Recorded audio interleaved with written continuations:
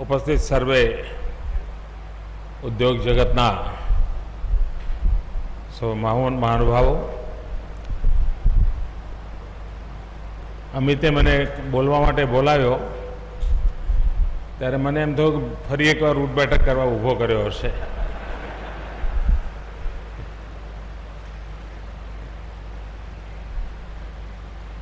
મને આવવામાં વિલંબ થયો એ બદલ ક્ષમા માગું છું અને આગળના કાર્યક્રમોની ભરમાર હોવાના કારણે બહુ સ્પીડથી બધું ચાલ્યું એટલે તમને પણ થયું હશે કે બે ત્રણ મુદ્દાઓ મને કે માઇકનું સરખું થાય. આઈ એમ નોટ એન્જોયિંગ.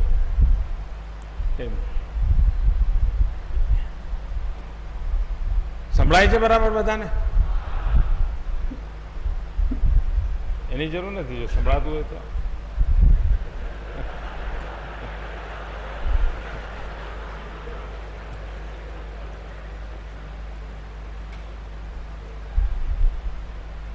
એક તો જે મિત્રોને એવોર્ડ મળ્યા છે એ સૌને અંતઃકરણપૂર્વક અભિનંદન આપું છું. પરંતુ એક સૂચન પણ મેં કર્યું ગીતાબેનને કે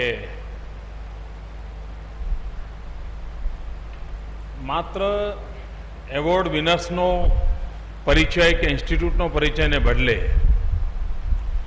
એમણે શું રિસર્ચ કરી છે, શું ઇનોવેશન્સ કર્યા છે, મેનેજમેન્ટમાં શું નવા એચિવમેન્ટ્સ કર્યા છે, એનો જે મોટું વોલ્યુમ બહાર પડે ઇન્ટરનેશનલ લેવલનું, અને એ પણ એનું પણ જો માર્કેટ થાય, એનું પણ બ્રાન્ડિંગ થાય, તો આ જે પ્રયોગો થઈ રહ્યા છે પ્રયોગોનું મૂલ્ય સમાજ જીવન માટે ખૂબ ઉપકારક થશે. અને શક્ય હોય તો કોઈ યુનિવર્સિટી સાથે રેકગ્નાઇઝ કરીને આ પ્રકારના રિસર્ચ પેપર્સ લખાય જે કંઈ કામ થયા છે તેના સંબંધમાં, તો શાયદ એક પરમનન્ટ કોન્ટ્રીબ્યુશન એફજીઆઈ દ્વારા આ ક્ષેત્રે કામ કરનાર સૌને માટે થશે. બીજું અભિનંદન એટલા માટે પણ આપું છું કે એમણે માત્ર ઉદ્યોગો નહીં, જીવનના જુદા જુદા ક્ષેત્રમાં જેમનું કોન્ટ્રીબ્યુશન છે અને નોંધપાત્ર કોન્ટ્રીબ્યુશન છે એને પણ રેકગ્નાઇઝ કરવાનો પ્રયાસ કર્યો છે. આનાથી એક કોર્પોરેટ સોશિયલ રિસ્પોન્સિબિલિટીનું જે એક વાતાવરણ છે એને બળ મળશે અને એ દ્રષ્ટિથી પણ સામાજિક ક્ષેત્રે કામ કરનાર સૌને પણ હું અભિનંદન આપું છું. ભાઈઓ બહેનો, ગુજરાતે એક નવી લીડ લીધી છે. ગુજરાત અનેક ક્ષેત્રોમાં પ્રગતિ કરી રહ્યું છે. દાખલા તરીકે આજકાલ તમે છાપામાં તો બહુ ઓછું ધ્યાનમાં આવતું હશે, પરંતુ અગર જો તમે આ સર્કલમાં પરિચિત હશો તો આ બધી બાબતો તમારા સુધી પહોંચતી હશે. એક સમય હતો કે આપણે ગુજરાત સેન્ટ્રિક નાના મોટા સેમિનાર કરતા હતા, કાર્યક્રમોનો વિચાર કરતા હતા. આજકાલ ઘણું કરીને કોઈ ઇનિશિયેટિવ આપણા હોય તો કાં તો એશિયા સ્પેસિફિક કોન્ફરન્સ હોય છે, કાં ગ્લોબલ કોન્ફરન્સ હોય છે. એનો અર્થ કે ગુજરાતે એનું પોઝિશનિંગ કરી લીધું છે. સોલારમાં એશિયામાં શું થશે તો ગુજરાતને મધ્યમાં રાખીને ચર્ચા થાય છે. ડિઝાસ્ટર મેનેજમેન્ટના ક્ષેત્રની અંદર કેવા નવા ઇનિશિયેટિવ હોવા જોઈએ તો ગુજરાતને સેન્ટરમાં રાખીને એશિયામાં ચર્ચા થાય છે. અને એના માટે ખૂબ મોટા પાયા પર લોકો આપણે ત્યાં આવતા હોય છે. હમણાં થોડા દિવસ પહેલા એક પ્રયોગ કર્યો. પહેલો પ્રયોગ હતો, દર 3 વર્ષે ઇઝરાયલમાં ખૂબ મોટો એગ્રીકલ્ચર ફેર થાય છે. દુનિયાના લગભગ બધા દેશ ઇઝરાયલના એગ્રીકલ્ચર ફેરમાં ભાગ લે છે. દુનિયાના પ્રગતિશીલ ફાર્મર્સ પણ ત્યાં જતા હોય છે. એક ખૂબ મોટો ટુરિઝમનો પણ ઇવેન્ટ બની જતો હોય છે. આખું ઇઝરાયલ એની યજમાનગીરી કરવા માટે 3 વર્ષ સુધી તૈયાર કરતું હોય છે. જેમ ઓલિમ્પિકની એક હવા હોય છે એવી જ રીતે હવા ઇઝરાયલના એગ્રીકલ્ચર ફેરની હોય છે. આપણા દેશમાંથી પણ 8 થી 10,000 ફાર્મર્સ એ ફેર જોવા માટે ઇઝરાયલ જતા હોય છે. ગુજરાતમાંથી પણ 800,000 ખેડૂતો જતા હોય છે. તો શા માટે ઇઝરાયલમાં જે ફેર થાય છે ગુજરાતમાં લાવીએ આપણે? હું પક્કો અમદાવાદી માણસ છું. તો એનો એક પ્રયોગ શરૂ કર્યો આ વખતે હમણાં અઠવાડિયા પહેલા જ 19 રાજ્યો અને 12 દેશ એમાં ભાગીદાર બન્યા અને સાચ અર્થમાં કોઈ પણ જુએ તો ખેતી ક્ષેત્રે કેવા આધુનિક પ્રયોગો થઈ રહ્યા છે, ટેકનોલોજી કેવી રીતે આવી રહી છે એનું ખૂબ ડિટેલમાં એમાં પ્રદર્શન આપણે કરી શક્યા.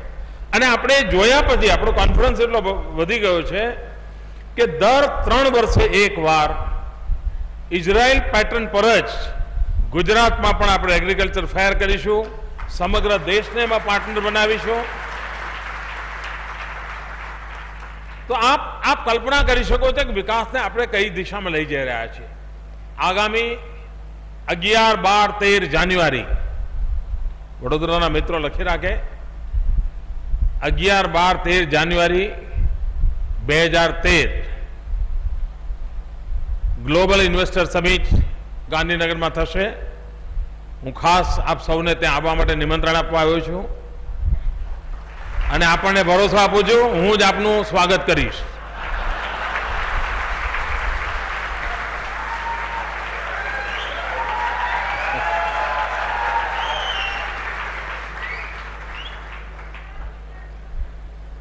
એક નવી હરણફાળ કેવી રીતે ભરવી એના માટેનો મથામણ છે. હમણાં તાજેતરમાં ગુજરાત સરકારે એની ટેક્સટાઇલ પોલિસી બહાર પાડી છે. આ ટેક્સટાઇલ પોલિસી હું ઈચ્છું કે ઉદ્યોગ જગતના જોડાયેલા મિત્રોનો અભ્યાસ કરે અને એગ્રીકલ્ચર સેક્ટરમાં વેલ્યુ એડિશન એમાં આપણે કેવી રીતે આગળ વધવું એના માટેનો એક સુવિચારિત અને ખૂબ એગ્રેસિવ પોસ્ચર પર આપણે કામ કરી રહ્યા છીએ. મિત્રો, મારો વિશ્વાસ છે કે નેક્સ્ટ વાઇબ્રન્ટ સમિટમાં અગર મેક્સિમમ ઇન્વેસ્ટમેન્ટ કોઈ એક ક્ષેત્રમાં આવવાનું હશે તો ટેક્સટાઇલ ઇન્ડસ્ટ્રીમાં આવવાનું છે. આજે હિન્દુસ્તાનમાં સૌથી વધારે રોજગાર આપનારું ક્ષેત્ર છે એગ્રીકલ્ચર અને બીજું સૌથી મોટું રોજગાર આપનારું ક્ષેત્ર છે ટેક્સટાઇલ ઇન્ડસ્ટ્રી. ગુજરાતની પોલિસી આવ્યા પછી સમગ્ર દેશમાં ટેક્સટાઇલના ક્ષેત્રમાં જે લોકો પણ આજે છે એ બધા માટે એક ચિંતાનો વિષય છે કે એમના ત્યાં હવે ઇન્ડસ્ટ્રીને ટકાવી કેમ, અટકાવવી કેમ. મિત્રો, એટલા અને ખૂબ હોલિસ્ટિક સ્કીમ લઈને આપણે આવ્યા છીએ.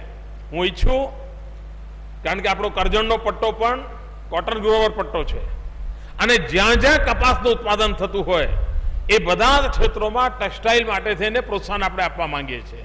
અને મારી ફોર્મ્યુલા છે 5F ફોર્મ્યુલા. 5F ફોર્મ્યુલાની અંદર ફાર્મથી શરૂ કરીને ફોરેન સુધીની આખી મજલ એક જ જગ્યાએથી શરૂ કેવી રીતે થાય. ફાર્મમાંથી ફાઈબર, ફાઈબરમાંથી ફેબ્રિક, ફેબ્રિકમાંથી રેડીમેડ ક્લોથ, ફેશન, ફેશનમાંથી ફોરેન. આવા ઇન્ટિગ્રેટેડ એપ્રોચ સાથે ટેક્સટાઇલની ઇન્ડસ્ટ્રીને આપણે બળ આપવા માંગીએ છીએ, એનો લાભ લઈએ. બીજા એક ક્ષેત્રમાં હું માનું છું વડોદરા ખૂબ મોટું કોન્ટ્રીબ્યુશન કરી શકે. વડોદરાની પોતાની તાકાત છે એન્જિનિયરિંગ સ્કિલ. જેમ રાજકોટની પોતાની એન્જિનિયરિંગ સ્કિલની અંદર અને વિશેષ કરીને ઓટોમોબાઈલ ક્ષેત્રમાં ઓઇલ એન્જિન બનાવવામાં એની પોતાનું આગવું કાઠું કાઢ્યું છે, એમ વડોદરાએ પણ એન્જિનિયરિંગ ફિલ્ડમાં ખૂબ મેન્યુફેક્ચરિંગ સેક્ટરમાં આગવી તાકાત ધરાવે છે. આવનારા દિવસોમાં આપણે એક પોલિસી લઈને આવવાના છીએ, ડિફેન્સ ઇક્વિપમેન્ટ મેન્યુફેક્ચરિંગ.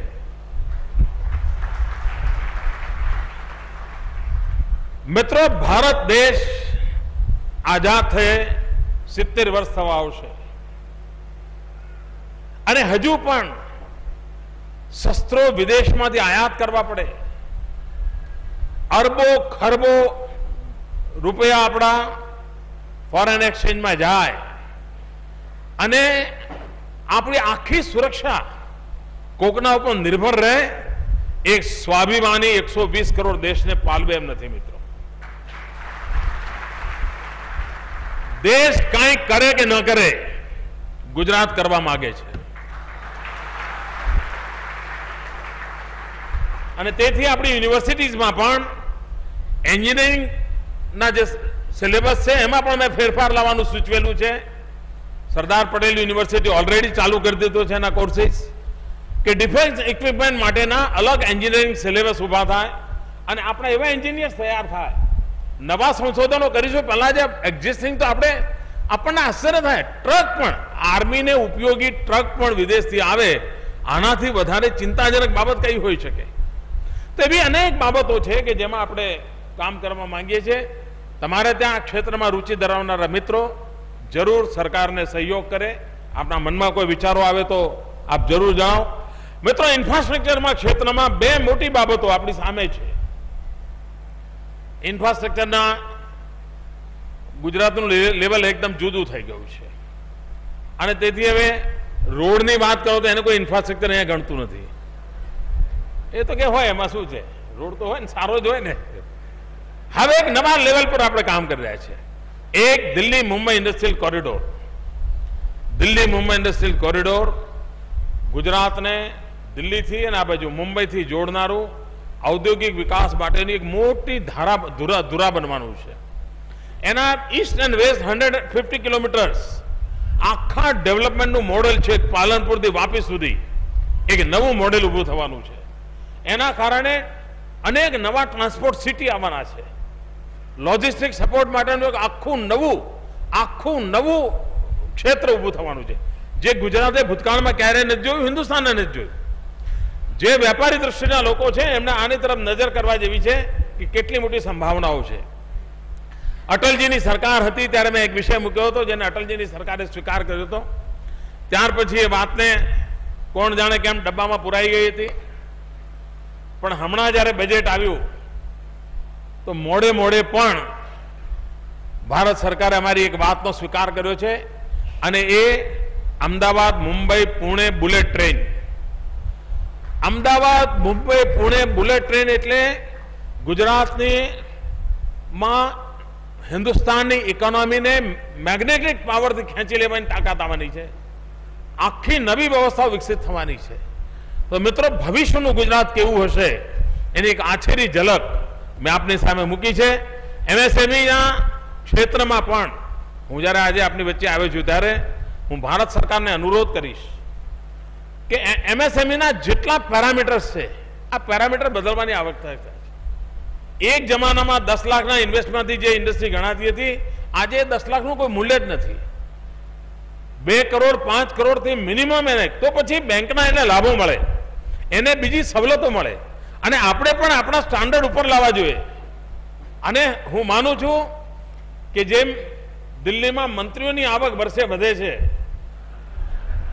એમાં એમએસએમઈના જે રોકાણનો જે બેઝલાઇન છે એને પણ એ રીતે વધારવી જોઈએ.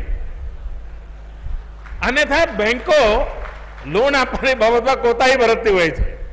ખેર મિત્રો, આપની વચ્ચે આવવાનો